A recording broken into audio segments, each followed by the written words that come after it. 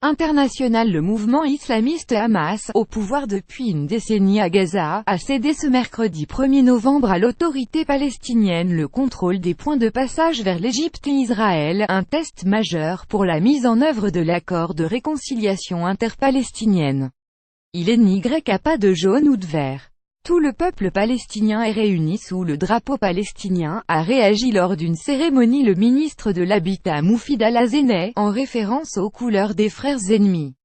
Désormais, au terme de l'accord de réconciliation négocié par l'Égypte, l'autorité palestinienne, entité internationalement reconnue supposée préfigurer un État palestinien indépendant, doit prendre d'ici au 1er décembre le contrôle total de Gaza. Mercredi, en plus de formellement céder le contrôle des points de passage, le Hamas a aussi démantelé ses infrastructures à celui de Erez, à la frontière nord avec Israël. Les structures en préfabriqué appartenant au mouvement islamiste ont été démantelées et chargées dans des camions, a constaté un journaliste de l'AFP. Abbas et Al-Sisi côte à côte au point de passage de Rafah, dans le sud de l'enclave frontalier de l'Égypte, une cérémonie a été organisée pour formaliser ce transfert.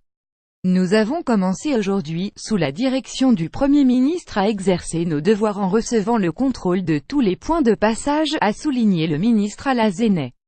Des drapeaux palestiniens et égyptiens flottaient au-dessus du terminal pendant la cérémonie, avec de grandes photos du président de l'autorité palestinienne Mahmoud Abbas et de homologue égyptien Abdel Fattah al-Sisi.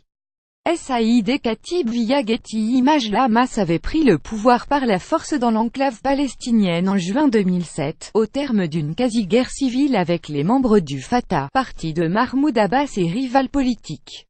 Le transfert du contrôle des points de passage devait être effectué au plus tard ce mercredi, après l'échec de multiples tentatives de réconciliation ces 10 dernières années, et était considéré comme un premier test pour l'accord.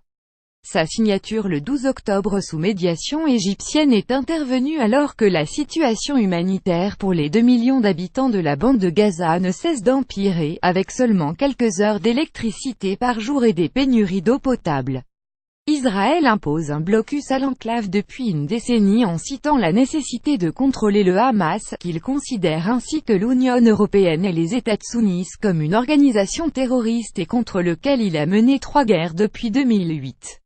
Depuis 2013, l'Égypte a également largement fermé sa frontière, accusant le Hamas de soutenir l'insurrection djihadiste qui ensanglante le Sinaï contigu à Gaza. L'accord de réconciliation palestinienne a en conséquence fait naître l'espoir d'une atténuation des souffrances des Gazaouis. Mercredi, le point de passage de Rafah avec l'Égypte n'avait pas encore été rouvert, mais le Hamas a dit espérer qu'il le serait dans les prochains jours ou les prochaines semaines. Un élan positif selon l'ONU. Dans un communiqué, le coordinateur spécial des Nations Unies pour la paix au Moyen-Orient, Nikolai Mladenov, s'est félicité du transfert.